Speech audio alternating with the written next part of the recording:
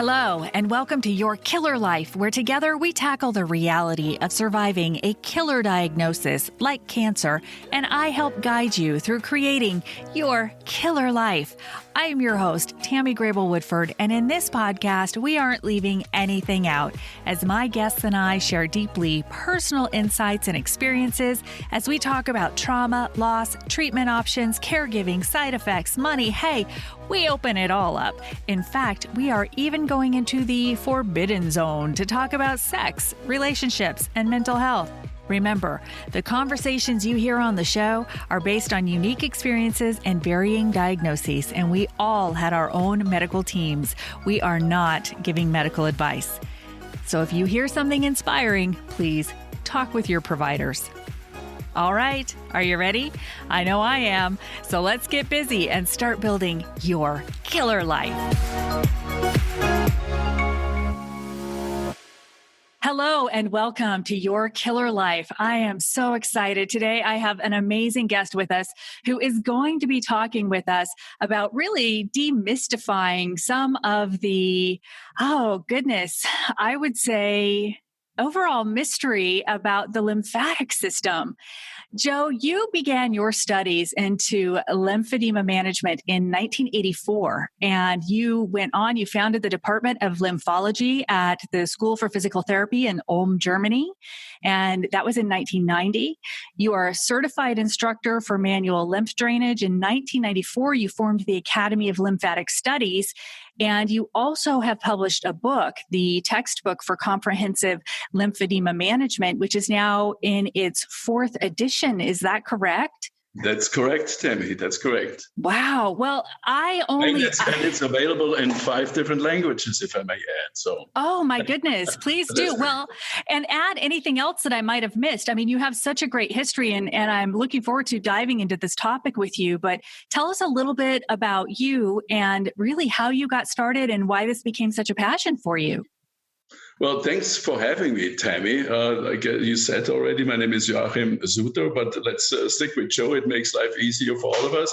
So my name is Joe Zuther. I'm the founder and education director of the Academy of Lymphatic Studies, which is a school that provides continuing education in the treatment and management for lymphedema. And we train healthcare professionals in this therapy since 1994, as you already correctly said. I am also the author of the textbook Lymphedema Management, currently its 4th edition, but more important, I guess, to your listeners, I'm also the author of Lymphedema Blog, which is a website completely dedicated to provide patients affected by lymphedema and related conditions with all things lymphedema. It's available on www.lymphedemablog.com. And there are a great number of articles geared towards patients with lymphedema. There are more than 100 articles now which are written so patients can easily understand the issue. You find articles explaining primary and secondary lymphedema. There are questions answered when it comes to quality of life issues, treatment issues, risk reduction issues, and so on and so forth. Oh, my goodness. And a lot of those we're going to just barely touch on today. You know, when I was diagnosed with breast cancer and found out it was stage 3, we did all the scans and they said my lymph looked clear, but they still have that standard practice of removing the sentinel nodes. And I'll be honest, you know, I remember in school, we're all taught about the nervous system. We are all taught about our circulatory system. I had no idea really the importance of the lymphatic system and how different it is from the other systems in the body. And so would you talk to us a little bit about what is that lymphatic system and why is it so important? It is important. And as you correctly pointed out, it's kind of a neglected system in the body, even these days. Medical students only hear a couple hours about the lymphatic system through their studies, which is a shame. Yeah, it's amazing. Well, the lymphatic system, what is it? The lymphatic system consists of a network of lymph vessels and lymph nodes that work parallel to or in conjunction with the circulatory system, the blood system. The lymphatic system is not a closed circulatory system like the blood system. As you know, the blood system consists of an arterial part and a venous part, but works on a one-way principle. which means the lymphatic network starts with small vessels in the interstitial tissues, in the body tissues, where they collect fluid and particles and carries that lymph fluid from the tissues back into the venous system. Now, once that interstitial fluid enters the lymphatic system, it's called lymph fluid. This is when it's lymph fluid. So there's the interstitial fluid, and once it enters the lymphatic system, it's called lymph.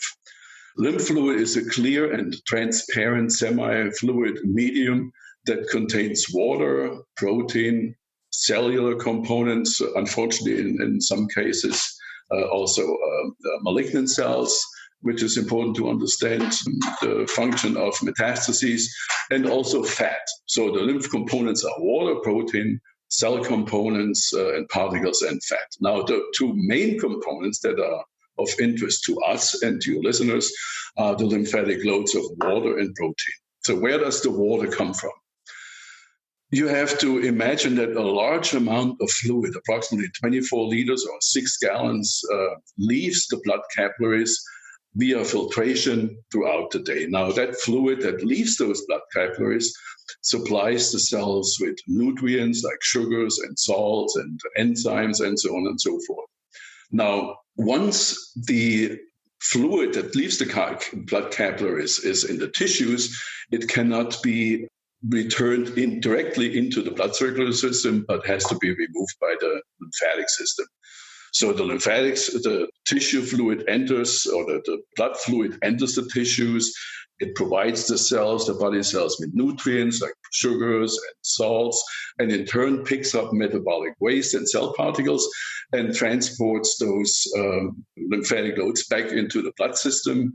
So it's like I said before, it's like a complementary system to the blood system.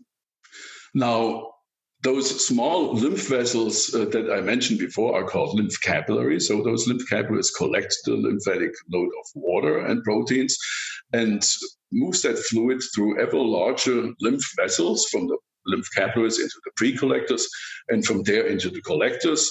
And the lymph collectors move or transport the lymph fluid into lymph nodes, where harmful substances and toxins are filtered out. And from there, the lymph continues with ever larger lymph vessels, so-called ducts or collecting vessels, back to the heart. And throughout the day, approximately 2 to 3 liters of lymph are returned via the lymphatic system into the blood system. So you can see that just with the lymphatic water, the lymph system plays a very, very important role in the body's fluid management. So water is one of those lymphatic loads. The other important lymphatic loads are proteins. Those also come from the blood. In the course of 24 hours, at least half of the proteins that circulate in the blood will leave the blood capillaries and travel to the interstitial spaces. Now, those proteins are needed for growth, for metabolism. They maintain proper pH levels. They transport nutrients, provide energy, and so on and so forth.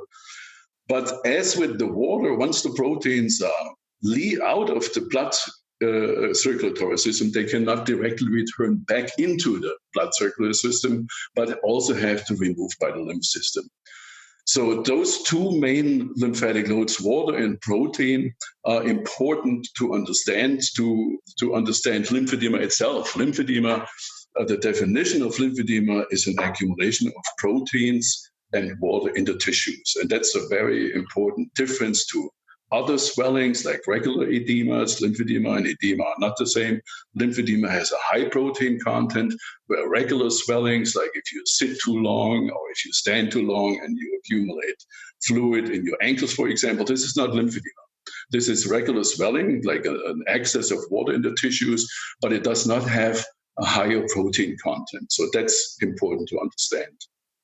Wow. Now, another important factor I need to mention, the lymphatic system does not only play an important part in fluid management and the removal of toxins and cellular waste, but it also plays a very, very important part in the body's immune defense. Now, in addition to the lymph vessels and the lymph nodes I already mentioned, there are lymphatic organs, like we have primary lymphatic organs like the bone marrow and the thymus, where lymphocytes are produced, and those lymphocytes then circulate into the secondary organs like the lymph nodes and not the spleen, for example, where they provide a very, very important role in the body's immune defense. So that's, in short, the lymphatic system, the components, and the function of the lymphatic system. I don't know how you would cover all of that in a few hours of med school. That is a very complex system. Well, we just covered it in like 5 minutes. So, it's just a basic overview. And I tell you, I don't want to talk down on doctors and the medical professionals, but, many doctors, and I know a lot of doctors, they have a hard time understanding the lymphatic system. It is just a fact, yeah. Well, and, yes, we did an overview, but then you tie it into everything else within the body, and it gets far, far more complicated than that overview. Exactly. So, if the lymphatic system works properly, there is no issue. But, there are instances where you can have a disruption of the lymphatic system, a disruption of the lymph flow, and then you end up with issues. Yes. So in my case, I had my sentinel nodes removed, and they unfortunately both did have metastasis, micromets in them. And my general surgeon at the time, we had the conversation about going back and removing more nodes. And he left the choice up to me, saying that they are starting to find more long-term side effects with removing all of the nodes rather than just removing the sentinel nodes. But the other interesting thing he said to me was that once you identify and remove the sentinel nodes, it's not like you can go back. They're not like in a chain. So it's not like you can go back and remove the next couple. You kind of have to remove them all. But that also kind of leads me to the other question of, what impacts with mastectomy, bilateral mastectomy, lumpectomies, the subsequent radiation, and then, of course, the sentinel node removals. And I know that is a lot, but what are the impacts to the lymph system when it comes to those?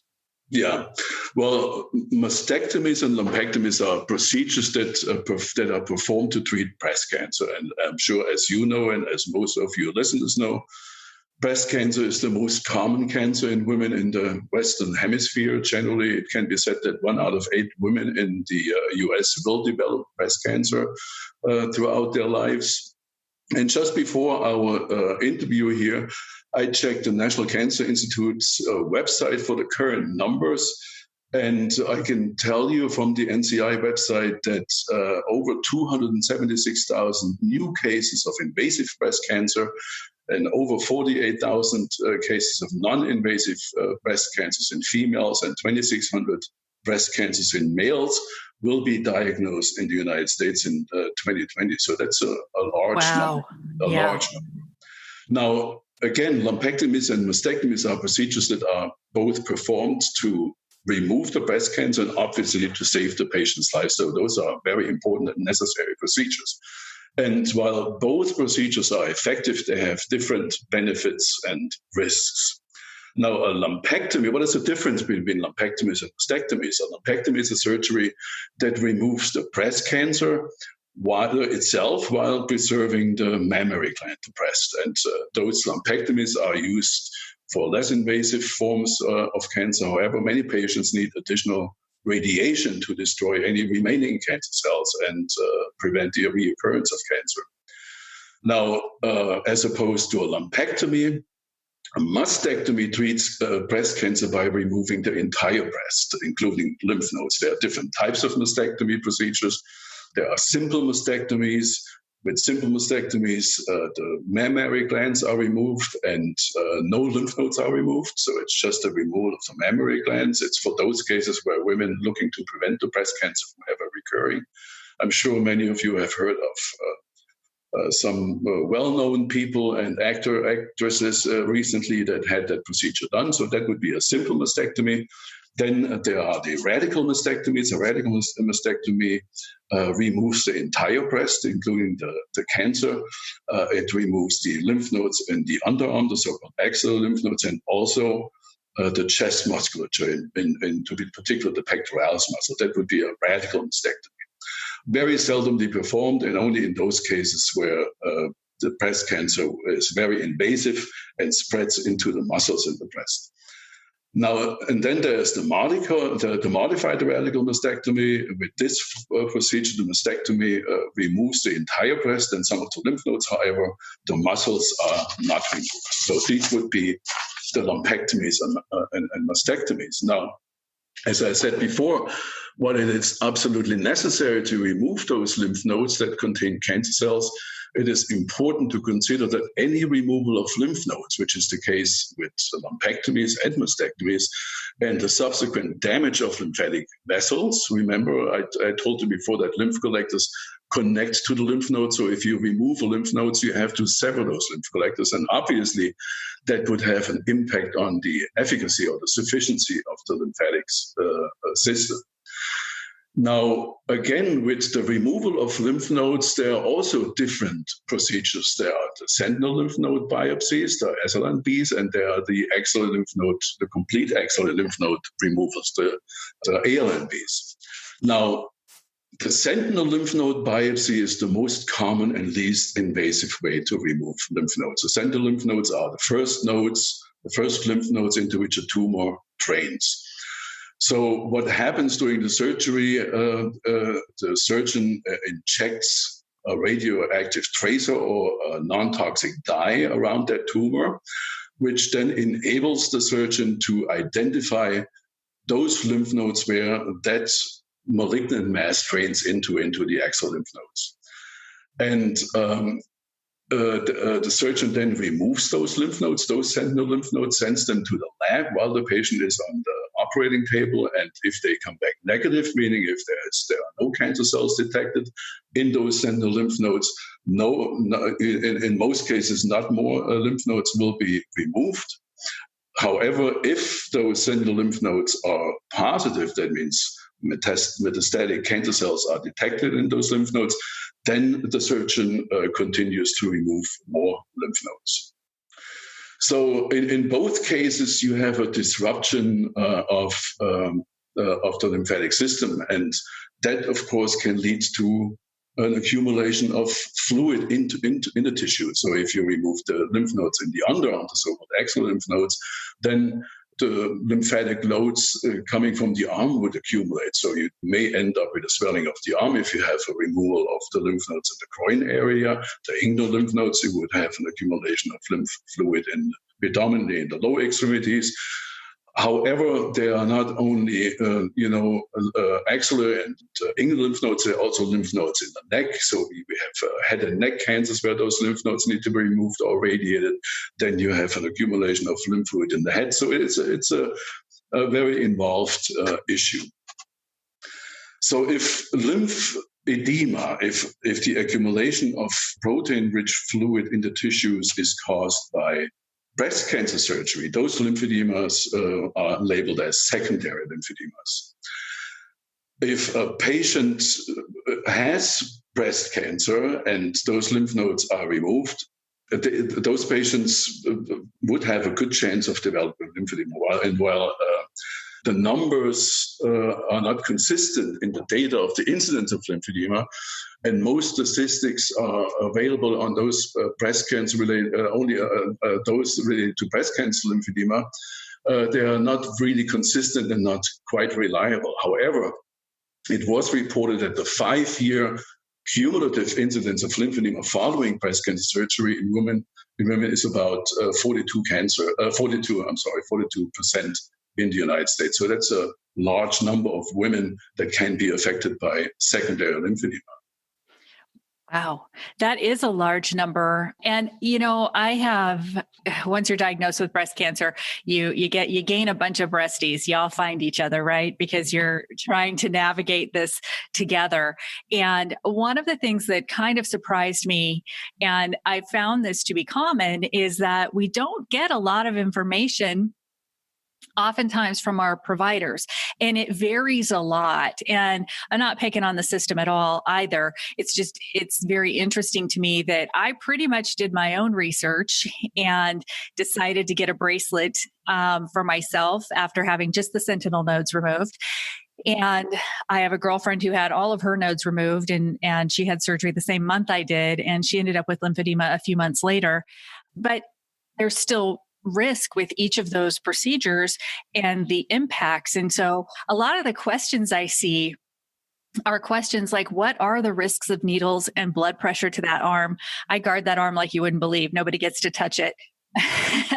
And whether or not lymph nodes grow back, that's another question that I've seen. And I honestly don't know the answer to. And whether or not, if they don't grow back, if the system reroutes itself at all, like you will see with other systems in the body. And then exercise, that's another one. To what level of normalcy can you go, or are there risks that are created if you do certain things over other things? Yeah, I mean, risk avoidance. First of all, as you already mentioned, and I'm sure some of your listeners may well know, there's not a lot of communication, post-surgery, post-mastectomy or post-lumpectomy surgery when it comes to risk reduction practices. It's first of all, 42% of those women that have cancer and report the onset of lymphedema, they have lymphedema already. However, there's a large number, like 48%, so the remaining 58% of women do not develop breast cancer post-surgery. However, even if you don't have lymphedema directly after surgery, secondary lymphedema, post-mastectomy, post-lumpectomy could occur immediately after surgery. Sometimes it occurs weeks, months after surgery, sometimes even 20 years or longer after surgery. And some women don't develop lymphedema at all. However, they are always at risk of developing lymphedema because there is a damage to the lymphatic system. It means the sufficiency of the lymphatic system is impaired. So if you do anything that could upset that fragile balance with the reduced transport capacity, the reduced sufficiency of the lymphatic system, if you do anything that could offset this delicate balance, you could end up with having lymphedema. So it's very important, to not have blood draws, for example, in your affected arm, but on the contralateral arm, on the other arm. And if you have a bilateral mastectomy, then the non-dominant arm, for example, should be used. Or blood pressure readings. Blood pressure readings should not be taken on the affected extremity, for example. Now, when it comes to exercises, that's a whole new, that's a very involved topic. Exercises are important for patients that are affected by lymphedema. The most important forms of exercises that support lymphatic return, like those are called decongestive exercises.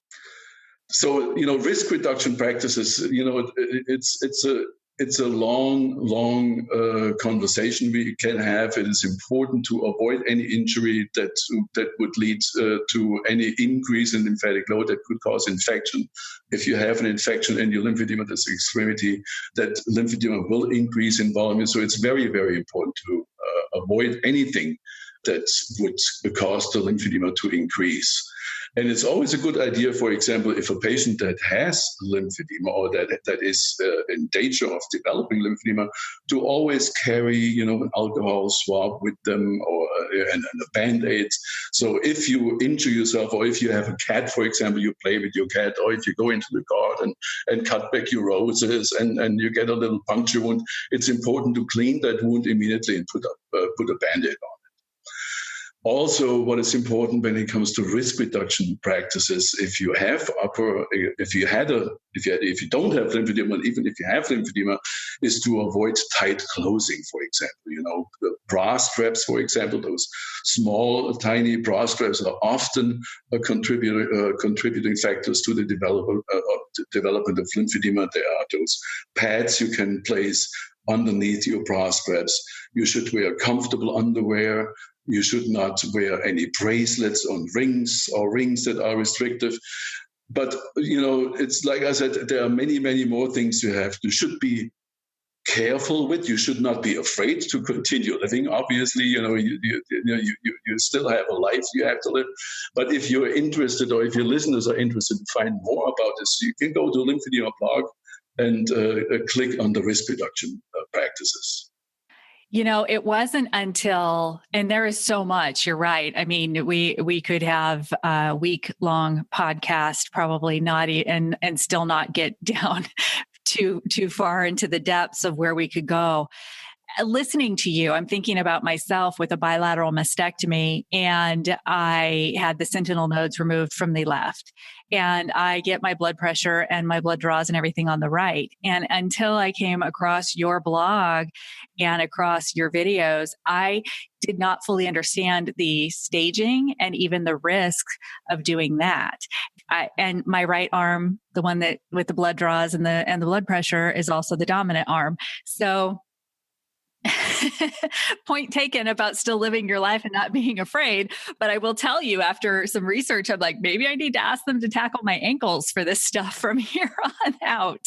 Oh my! Yeah, but you also have to. I mean, the healthcare professionals should do anything to avoid, the onset of lymphedema. And healthcare professionals usually know that. I mean, most nurses, they are well aware of the dangers of lymphedema. With doctors, not so much, but the nurses in general are. Especially if you're a bracelet and if you're an informed patient and you communicate with those nurses. However, if there's any emergency and you have to have an infusion or whatever, or if you have to go for an MRI or a CT and an IV line is necessary, I mean, those things are just necessary procedures. You know what I mean? But if possible, always avoid it, especially if you have lymphedema. Like, there are different stages of lymphedema. There's the subclinical or the latent stage. So, if you had a lumpectomy or mastectomy and you do not develop lymphedema, that does not mean you are not in danger of developing lymphedema. You don't have a visible onset of swelling, but you always have the risk of developing lymphedema because your lymphatic system is impaired. So you have to be always very, very careful. Now, once you have lymphedema, lymphedema is a progressive condition. That means it doesn't get better by itself. There is no cure for lymphedema. It can be well managed, it can be well maintained, but so far we don't have a cure. There is no magic pill, there is no injection or anything that could cure lymphedema. So you have to be careful. Once lymphedema develops, it usually, it's called stage 1, which is called the reversible stage of lymphedema. That means patients that have the onset of swelling, you see an increase in volume. However, your clothes may become too tight, and it's a cosmetic issue. So in the early stage of lymphedema, in stage 1 lymphedema, which is also labeled reversible lymphedema, that swelling can be completely reversed by appropriate treatment. The treatment is available. It's not that you are that you now have a life sentence and you have to run around with a swollen extremity, will it be an upper or lower extremity. However, you need to go for appropriate treatment, because if you don't, the lymphedema progresses. So it goes from stage 1 to stage 2. Stage 2 lymphedema, in those cases, the lymphedema in stage 1 is usually very, very soft and pitting. However, the longer lymphedema persists, the harder the tissues get and the more difficult it becomes to remove that excess lymph fluid. So that would be stage 2, which is also called spontaneously irreversible lymphedema. And if you still don't have any treatment done, or if you just don't have access to treatment of lymphedema, or you don't know about lymphedema, then your lymphedema can develop into a stage 3, which is labeled lymphocytic elephantiasis. And those cases can be really, really difficult to treat. Sometimes they reach monstrous proportions. The volume increases, the tissue become harder and harder. There is usually the lymphedematous tissue is very susceptible to infections. So patients develop cellulitis or erysipelas, which further complicate the situation. So it is really, really very important to treat lymphedema as soon as possible. And that leads me to my next question, which I know could be a really long conversation.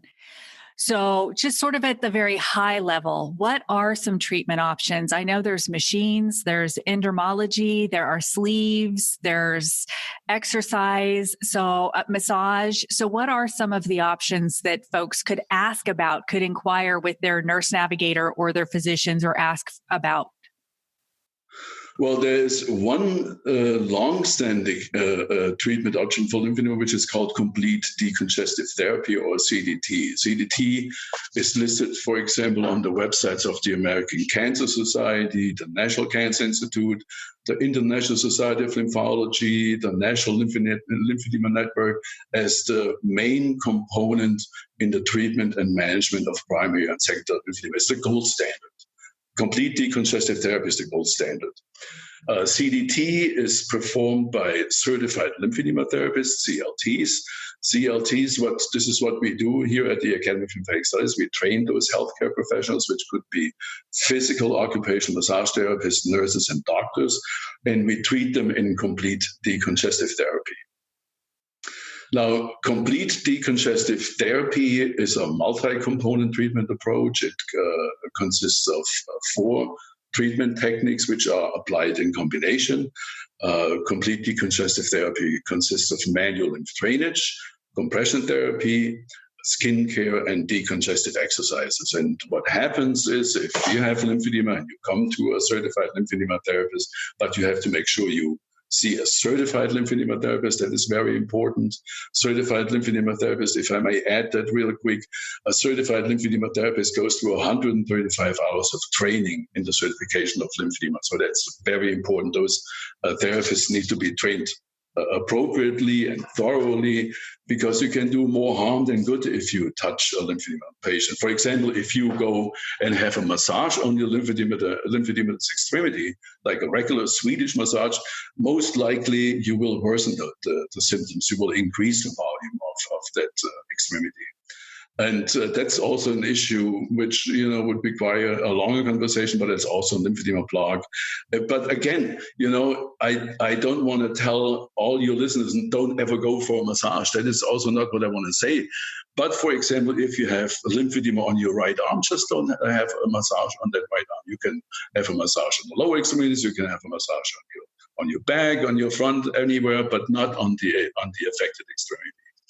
So manual lymph drainage, one component of complete decongestive therapy. Manual lymph drainage is a very gentle and superficial manual treatment technique that manually reroutes stagnated lymphedematous fluid from the affected extremity into areas with sufficient lymphatic drainage.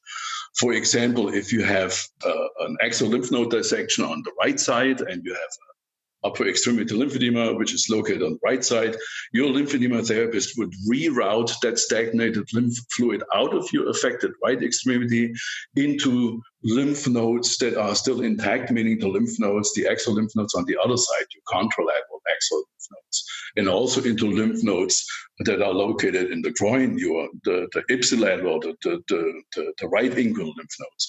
So manual lymph drainage gently manually reroutes lymph fluid out of those insufficient areas into areas where you have a sufficient lymphatic system. But again, manual lymph drainage and massage are 2 completely different things. The only thing that manual lymph drainage and massage have in common is that both techniques are applied manually. That's it. As you know, and I guess most of your listeners that ever received a massage, like a regular Swedish massage, with massage therapy, your aim is to treat muscles, tendons, ligaments, and those anatomical structures. Those are deep structures. Now, lymphedema manifests itself in the superficial tissues. That means above the fascia, which is above the muscle layer. That lymphedema manifests itself within the skin, within the subcutis and the skin. So very, very light pressure is needed to reroute that lymph fluid out of the affected areas. And if you would use deeper techniques like a massage, for example, which I mentioned before, you could have the opposite effect, because if you apply massage, you will have an increase in blood flow. That is what massage does. One goal of massage is to increase blood flow into areas where you have injured muscles and, provide nutrients to those muscles and so on and so forth. However, if you have lymphedema and you increase the lymph flow to that area, you will make the lymphedema worse, because if you have an increase in blood flow, you have an increased rate of fluid filtration, which would in turn increase the lymphatic load. like that part of the tissue fluid that needs to be removed by the lymphatic system, which in our case or in the case of lymphedema is not sufficient.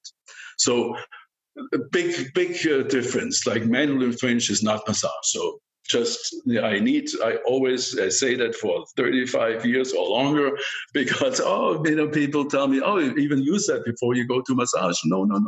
You don't go to massage. You go to have manual lymph drainage, which is part of complete decongestive therapy. So manual lymph drainage is part of complete decongestive therapy. Then there's compression therapy, which is applied directly after the manual lymph drainage. It's important because if you have lymphedema, the elastic fibers of your skin lose their elasticity. So if you evacuate lymph fluid manually with manual lymph drainage and you do not follow up with compressing the affected body part, lymph fluid would reaccumulate in a matter of hours. So it's very important to follow up with compression therapy. So those are the two main pillars of complete decongestive therapy. Another pillar is skin care. Lymphedema, the skin tends to be very dry and scaly. It's very susceptible to infection. So it's important to keep the skin moist, to maintain a proper pH level, usually around 5. So the neutral to the slight acidic range. So lotions and appropriate lotions are applied, and the patient is also instructed to perform certain exercises wearing the compression materials, let it be compression bandages or compression garments. So there is an appropriate resistance to the working musculature underneath. And the goal of those decongestive exercises is to further remove lymph fluid from the affected extremity. So this is, in a nutshell, what complete decongestive therapy does.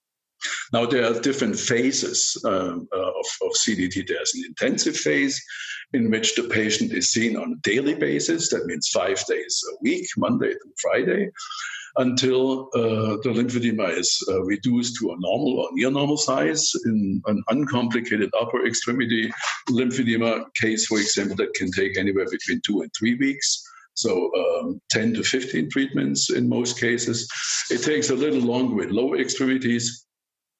And once the extremity is decongested, like during the intensive phase of therapy, where the patient is seen on a daily basis, once the extremity reaches a normal size and measurements which the therapist takes, on the patient's extremity plateau, then the treatment automatically goes into phase 2 of CDT, which is the maintenance or the self-improvement phase, where the patient maintains and improves the results that were achieved in the first phase of CDT. Yeah, and that involves self-MLD, like self-manual lymph drainage, like the therapists are instructed by the lymphedema therapist to perform very easy to learn and very easy to administer techniques of manual lymph drainage. The patients are instructed to wear their compression garments. The patients are instructed in proper skin care and exercises. So, nutshell, this is CDT, the components of CDT, of complete decongestive therapy, and the phases of complete decongestive therapy, the intensive and the maintenance or improvement phase. Wow. So much information. And I have to tell you, the more we talk, the more questions I have. But I'm sure. Fortunately, you have compiled on Lymphedema blog a huge amount of resources that are no cost to all of my breasties out there that are listening and wanting to learn more. And especially about the phases, I know I do. I've been to this point. I don't have active lymphedema, and it's something that I try to be as careful and cautious about as possible. But honestly, Joe, it wasn't until I came across your information that I realized that there were additional steps that I could and should be taking. And the other thing on your site is that out on the Lymphedema blog, you have Find a Therapist. Did you want to talk about that? Yeah, there are many. There are not only articles, and for those of you who plan to visit Lymphedema blog, if you are interested in certain topics, there's a list of articles, like an index on the left side of the page, and you just click on any article, and it comes up, and you can read up about it, whatever interests you. Obviously, if you have upper extremity lymphedema, you may not be interested in learning about lower extremity lymphedema. So there's an index. And on the top of that page, you have other functions, and one of those functions is find a therapist. Like I said before, it's very, very important to go to a lymphedema therapist that is properly trained, that meets the requirements set by the Lymphology Association of North America, LANA, which requires 135 hours of training. And if you click on that link, you are redirected to a page that lists schools, not only the Academy of Lymphatic Studies, but the other big schools in the United States that provide lymphedema training. And if you click on any of those links, usually you are prompted to put in your zip code, and in return you receive an email that provides you with a list of certified therapists in your area. And I always hope that patients are lucky, because there is still a severe shortage of lymphedema therapists in the United States.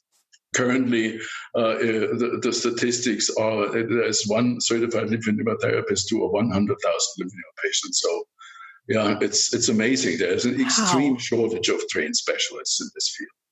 That's incredible. I know. Wow.